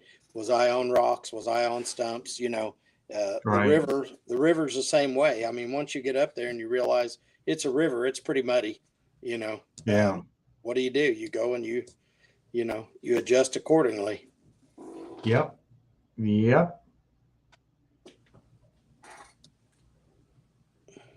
Make it shiny. Shiny. Yeah, gold blade on a spinner bait right now. Probably go a long way. Yep. Yep. Would probably go a long way. It's going to be 90 degrees. Oh, last time I looked, it was going to be like overnights of like 55, 58, and like 80, 82. It was I think it was 90 here today. Let's look here. I think Quad Cities, 87 on Tuesday, with 90 today. Thursday, 59 and 85. Friday, 63 and 86. Yeah, almost. Saturday, 64 and 84. Sun. Let's look at wind on, wind is, weather is hard enough. Wind days in advance, you can't tell. Winds, 10 to 20. I like hearing that. And on Saturday, same thing. So I like seeing a little wind for a couple reasons. Keeping cool and a little wind action. Yeah. Oh yeah. Well, yeah, you can find a point or somewhere where the water's blowing in on the river. That those little river or little creeks and tributaries that come in. Of course, with the water being down, it might be hard to find some of those little side creeks with water in them. So. Tim's already up there, man. Got some dedicated people. Tim, welcome to the channel. I saw your subscription and all that, and welcome to the crew here. It was 94 today on the water. Wow. What's the water temperature? I forgot. I wanted to ask that, kind of the clarity. I know Ozarks was 78 to 82, kind of over the weekend. It was going down to 56, 58 at night, highs of 80, 82 during the day. Not a lot of wind. Kind of made it tough, a little ripple out on the main lake. And if you got in back of a cove, it could get hot and still really quick, right? Oh, yeah. Years ago, we fished the Ohio out of Golconda, and you'd go down to Lusk Creek. You go back in the back of Lusk Creek this time of year, no air moving, be 100 degrees back there. And I mean, you would be gasping for air. I mean, because where it is with the cliffs all the way around that creek, that air doesn't come down in there unless the wind's blowing. If you got in there on a day when the wind was not blowing, yeah, it was interesting. It was a miserable experience. Yeah. I've done that on Shelbyville sometimes in the summer when it's like 90, 95, and man, you pull into a pocket with no wind and it's just instant. Oh my God, it's in my eyes. I can't even see. My eyes are stinging. You're sweating so much, right? Yep. Oh yeah. Ugh. Oh yeah. Speaking of which, I was out 2 weekends ago. My brother-in-law came out. It was brother-in-law weekend. He got there on Friday afternoon. I got there on Friday morning. I've got some video. It's going to be the Muskie Madness video because it's that time of year on Shelbyville. Oh yeah. I caught some small ones. I was pulling my $20 jackhammer away from them. Sure. I had a big old guy right up next to the boat. I thought I was going to lose my jackhammer for sure. Got rid of it. And then I actually caught some decent quantities of fish on Saturday and Sunday here. So I'll have a neat little video there. Another little video update. I'm just about done with the Illini Super Tournament Day 2, the win. I've got all my first edits done. I sent it to Gary. I always give it to my boater to give a pre-review and, approve stuff here, for making sure I cut out what he wanted cut out, and there's no oopsies he thinks there here. We talked about a lot of stuff. He was really cool, shared a lot of cool info here. Sure. That won't be dropping on Thursday morning here too, just FYI and update. And then I've got footage from the Ozarks Super Tournaments. I'm like so far behind. I got to work on. I got a practice day with Oliver Siebert, and a day out there. And then I've got the Toyota a couple of days here. So my hard drive has gigabytes of video to be edited and hours of work, but some cool stuff there. Yeah, no doubt, no doubt. Well, you have some time after this weekend. Yeah. Well, what I'm trying to do is I fished 2 Ozarks. I fished one at Table Rock, and I fished a super tournament. I caught fish in both of them, so I actually ended up in 72nd place. So I'm on the short list for being available to go to their regional, which is at Grand Lake, and I've never been there, and everyone's talked about it. It's not too far. But they say most people have signed up for it. They've had very few people say no, but people always got to cancel at the last minute. So it might be a last minute deal, but if I can get another shot at the All-American, I'm going. Sure. I don't blame you at all. That'd be a great tournament. Yeah. Yeah. I've never been down there. Have you been down there? I have not. No, like I said, living in Southern Illinois, I didn't venture too far away because having Crab Orchard right here, Lake of Egypt, Wren Lake, Kincaid, I just always stayed right here and fished. Now, since I started going to Kentucky, just found out the other day, my neighbor down the street, his uncle owns a cabin on Barkley, and I'm like trying to figure out a way to get that for a week. So, oh yeah, yeah. So, no, Southern Illinois, once I moved up here, started, like I said, Michael and I go back 36 years now, and we've always hunted and fished together. So it's just one of those things. He lives in Florida through the winter, still owns a farm here. But so usually if I'm out of town fishing, it's because I'm in Florida with him. And, I've really, in the last 4 years, I've ventured out further than I ever have. But I've not been to Dale Hollow. I've not, a lot of these lakes that we see on the circuit. I've not been to very many of them at all. Well, I'll tell you, if you're gonna go anywhere, I hopped in one on Gunnersville this February, and okay, it was 52 at takeoff. It was 32 degrees on practice day the day before. Sure.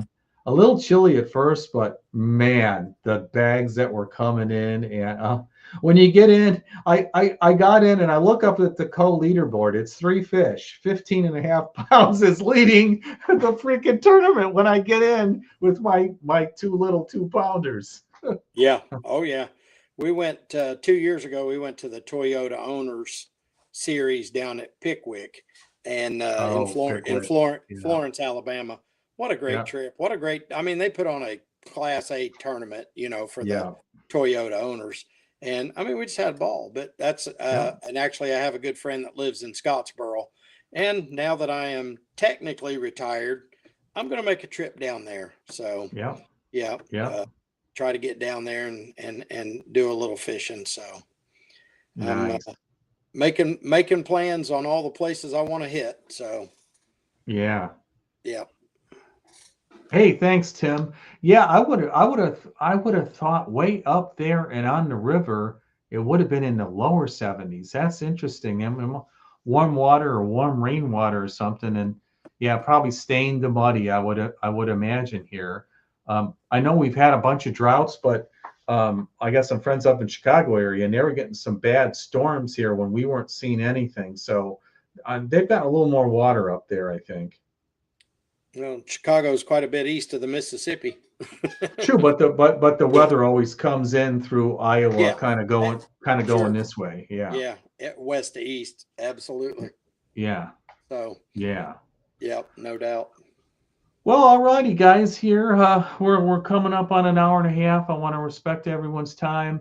We got the regional this weekend. I'm sure we'll have a lot to talk about on Monday. I haven't even thought about a guest yet, but we'll pick somebody out. Maybe we'll get a winner. I was a nobody, no YouTuber. Barely a YouTuber last year. No one knew me, but I know people more, and I'm sure I'll meet some more people. Please come up to me and say, hey, I'd like to get some more people on the schedule. I did have a text with Levi Cole. He's like, sorry, I've been really busy. I can't do this week. I can't do next week. Maybe the week after. So we might have the pleasure of getting Levi on the channel. That'd be a cool interview. So stay tuned for that one, folks. Yeah, nice. That'd be a good one. Yeah, and then any subjects or people you guys want to see on the channel, let me know. Even though tournaments are over, I usually don't put my boat up to say the first week of November or so. It gets really slow, so videos might not be good or bad or anything. But if you guys see anything you want to do here, I took out the glide baits last year about this time. Only had some musky followers last year on that, but it was something I'm thinking about doing, and all or nothing. But I've caught a few 2-pounders, 2.5, 3-pounders. I haven't got a big one on a glide bait yet, and maybe they're overrated or we're not fishing those kind of lakes. I know guys at Ozarks, their strategy was, I'm going to jig fish, I'm get spots or whatever, and then once I get my 5 limit, man, I'm throwing a glide bait. You've got to win a tournament. You got to go for the gusto. So that's, I saw them on decks. I heard guys talking about it. So that sounds like fun. Something a little bit different to do in the fall. And then of course the darn muskies here. In fact, after that first day, for the first time in the year, I came back with my brother-in-law. I said, we're bringing out the muskie gear and the muskie poles and the freaking muskie lures. So we checked some of those guys, and my back felt it for 2 days too. So I got a little video of that also to share. Nice. Did you that forward-facing sonar? We did not address that. Yeah. Thanks for bringing that up again. Well, I mean, I kind of have a mixed review on it, because as a co-angler, what good does forward-facing sonar do me? Okay. I fished behind guys that were nothing but scopers, and yeah, it does. I think it puts us at a disadvantage out of the back of the boat. Of course, there's still a lot of lake to fish when you're back there. So you just have to, as a kid, I watched a lot of Bill Dance videos, and he talked about, you go to a pond to fish. Okay. You do it like a clock pattern. You start at 9 and you fish all the way around to 3. That's how you fish a pond. Well, that's how you fish out of the back of a boat sometimes.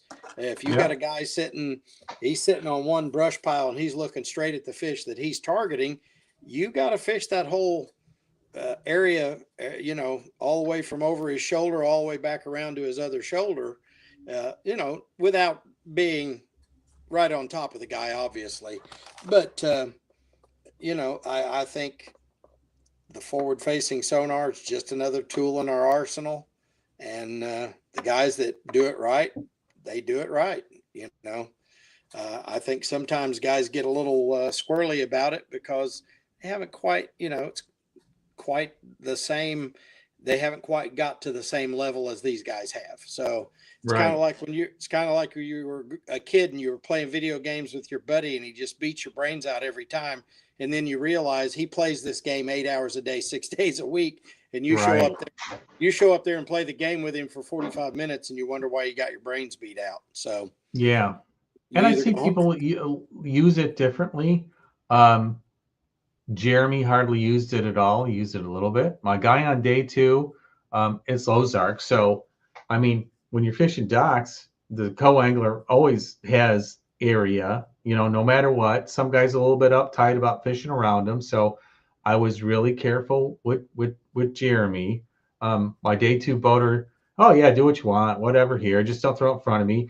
And he would throw his stuff down the side of the dock, say, you go throw down there. He goes, I see there's a brush pile right over here. If he would get hung in a brush pile, he'd say, throw into this brush pile before I go blow it up. He was awesome. So, and he's going to be around fish and give you opportunities. Or, some guys won't even say anything. But if they leave a brush pile and go somewhere else, you just note where it is and throw in it afterwards. I've caught them that way, not very often, but it's, it's kind of working out that feel with the boater on their bubble. How big is their personal bubble on that stuff, Sure. My boater did the same thing. We'd pull up on a spot and he'd go, "Hey, there's a brush pile out here." He'd fish it, and then he'd turn the boat and allow me to fish it. So yeah, I mean, it was probably I would say the best boater I've had in 4 years. And I say the best. I've had a lot of good ones. Patrick Odell comes to mind. A lot of good boaters, but this guy, we talked all day. And after I caught my keeper, he said, he knew at that point it's midday. He's looking for 5 fish. I'm looking for one more. And, so he kind of focused more of his attention on, hey, look here, look there, throw here, throw there. So, it was kind of one of the, I felt really good about the situation. So. Back to the MLF deal on this. I heard Mark McWaugh made a comment on day number 1 weigh-in at the Toyota that they had just finished putting ink on all the 2026 rules. It was going through final review and was going to be out imminently, which, I took to him meant, tournaments are starting. People are going to, it's going to open up for next year in a month or so. What is it? Early sign up for some people is first week of December. People got to, the schedules are out, and they got to publish the rules. We did watch that interview on GTO Outdoors with Mr. Duckett and Boyd Duckett and Slick Johnson, and he implied limitations are coming to all tournament circles. He was more committal on the invitationals or the Pro Tour or whatever they're calling it this year, and that's happening for sure. I got to imagine it's going to hit the Toyotas for sure next year. That's why Mark brought it kind of up, kind of preemptively, where they wanted to use electronics, like electronic lock devices that have timers on them, and they were testing. And he implied that would come to BFLs as well, but he didn't hit the question head on. BFLs, maybe they won't have it next year because they're going to experiment more. But by 27 for sure, I bet it's going to be. He keeps saying 3 hours, and they have a button on the lock, and it's like once you hit it, it can be on for 3 hours, and you're done. You can't turn it on and off or whatever. It's one time 3 hours, and then the electronic lock is there. Maybe they can come out with some better technology, but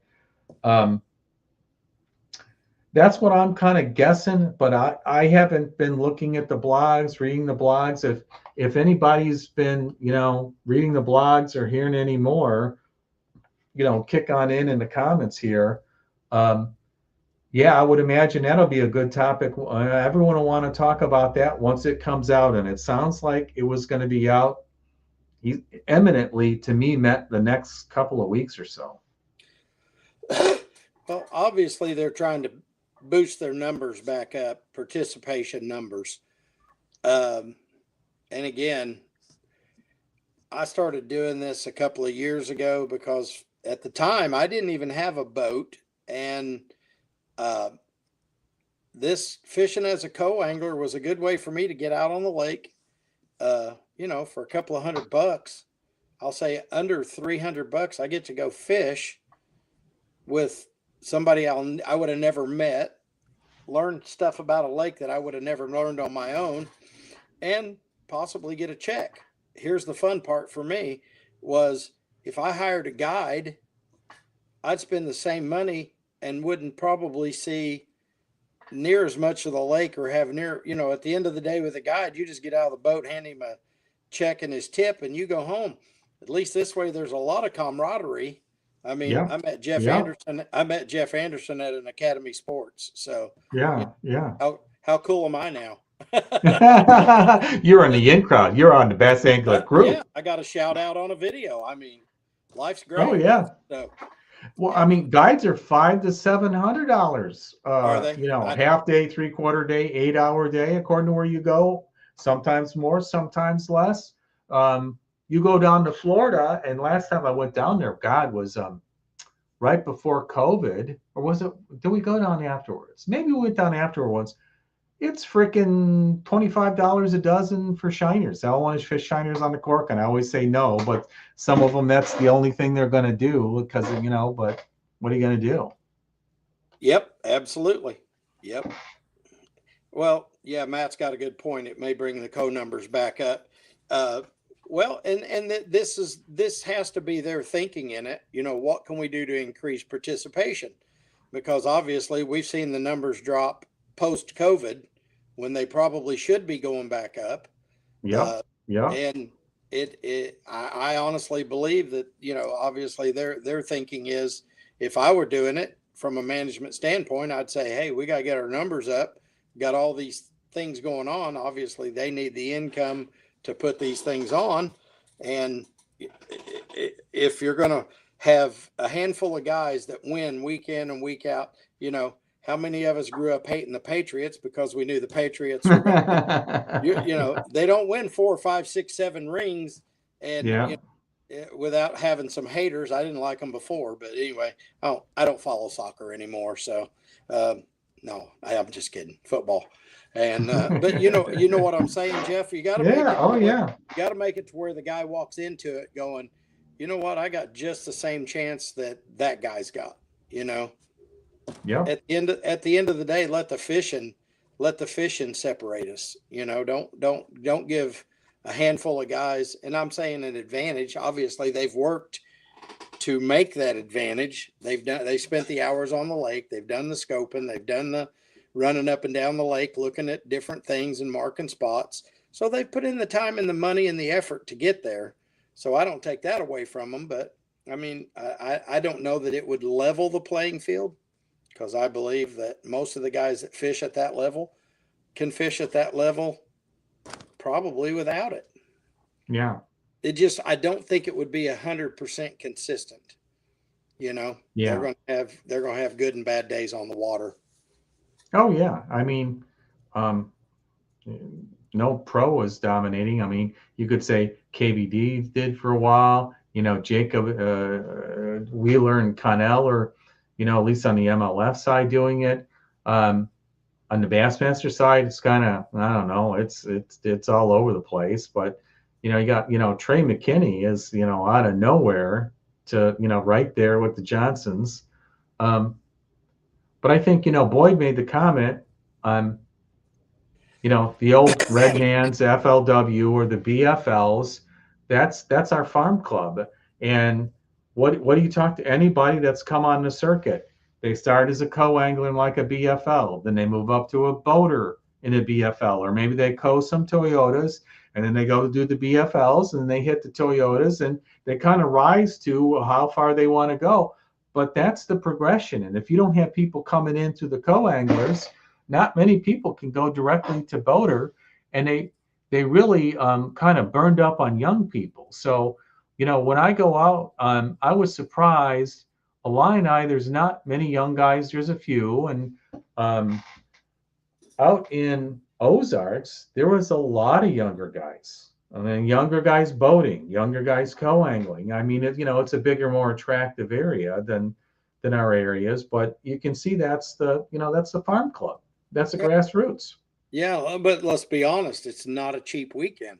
Okay, No. Even as a co-angler, if you have to travel and you have to spend money on a room, how many of these young guys can take $400 or $500 out of their family budget to go away for 2 or 3 days?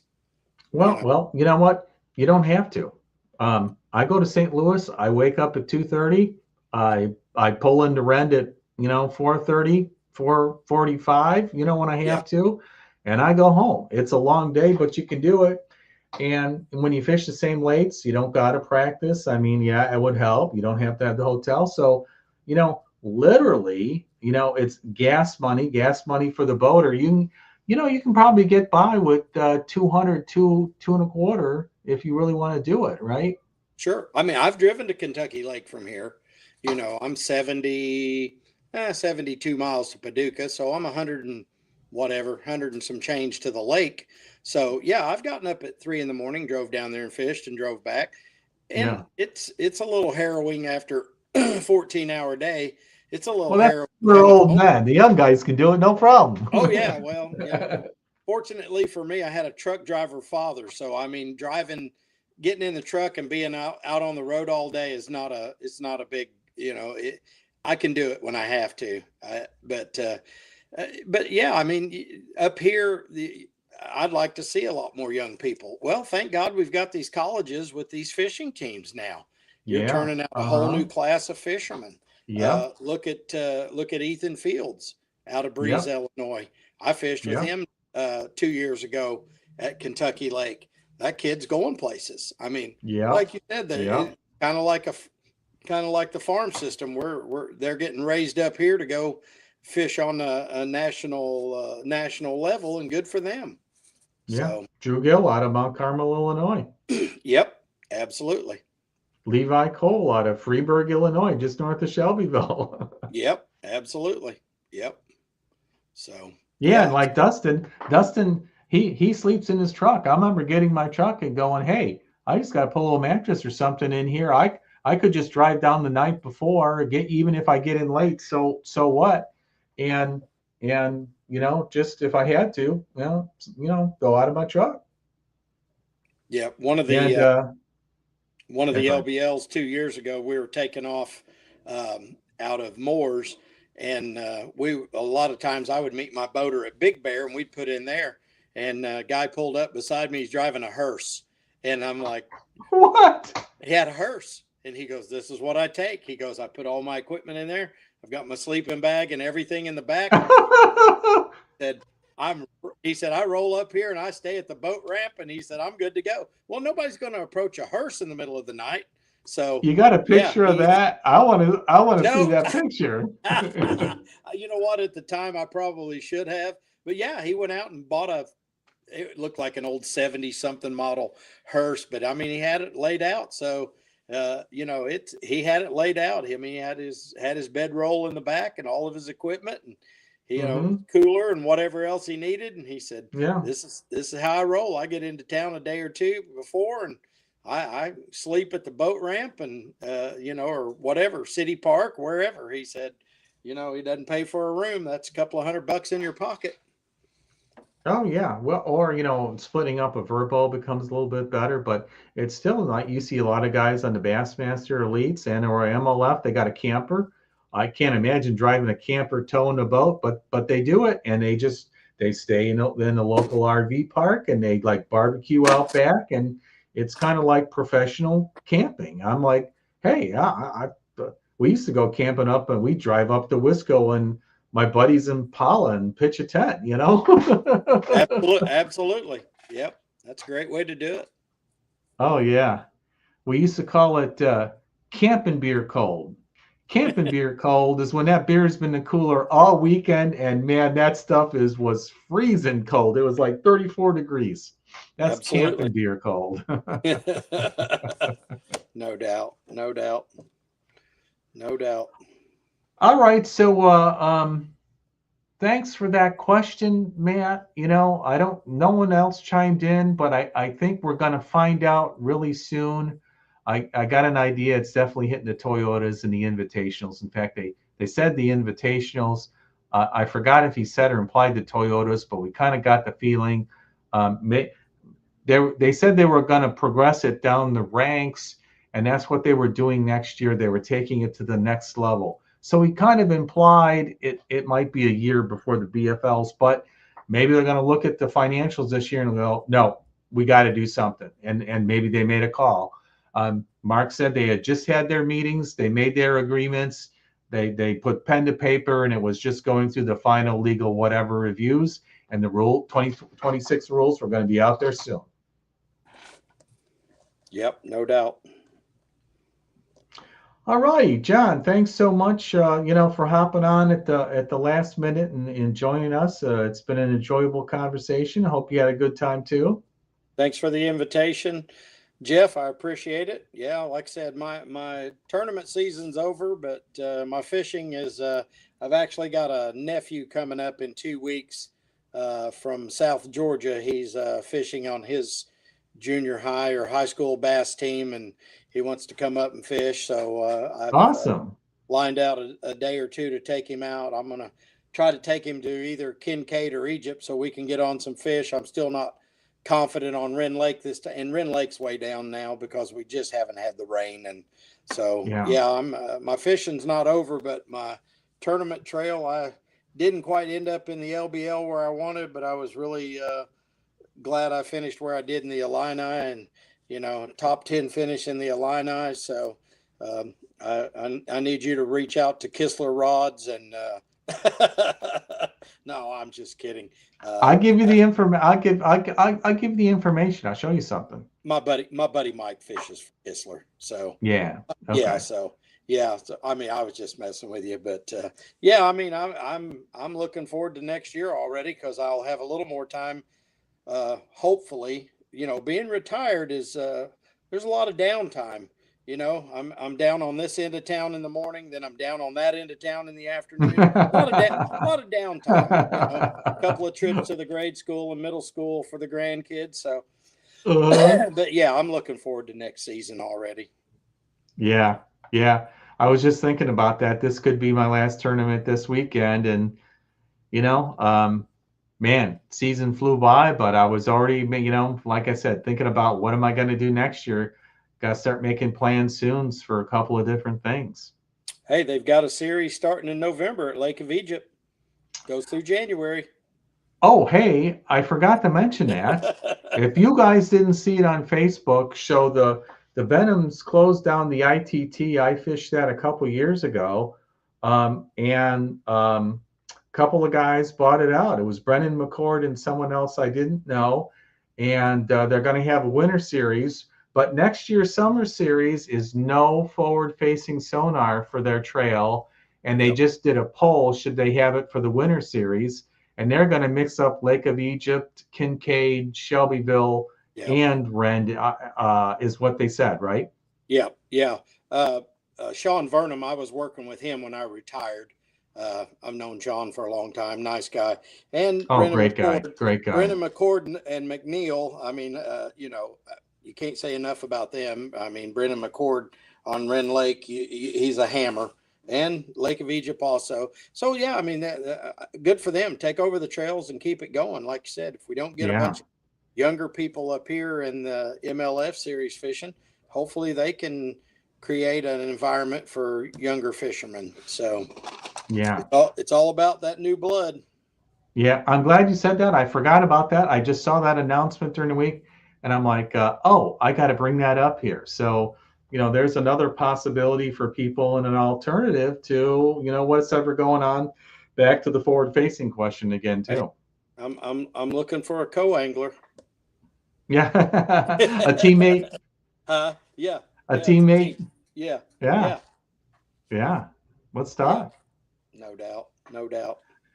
All right, everybody. Thanks for coming along for the ride. Thanks for a great season of support and camaraderie here. We got one more major tournament. Well, the final Illini destination for the year, as far as that goes here, and some other divisions will have some regionals too. But thanks for coming along, and see you next week. Good luck this week. Safe travels, and until then, keep your lines tight. It's the tagline. Bye, everybody. Bring home that boat, Jeff. Oh, there's no boat this year for co-anglers. It's 20 grand. Well, bring home a big fat check. Yeah, that could upgrade a boat. Yes, it could. Or my wife could say, that could be countertops and new floors. An extra week at the casino. Yeah. Don't mention that. Don't mention that. Yeah, no. All right. Take care, everybody, and say hi to me next week. And John, we'll miss you here, but we'll keep you in the loop. All right, brother. Thanks. All right, brother. Good night, everybody.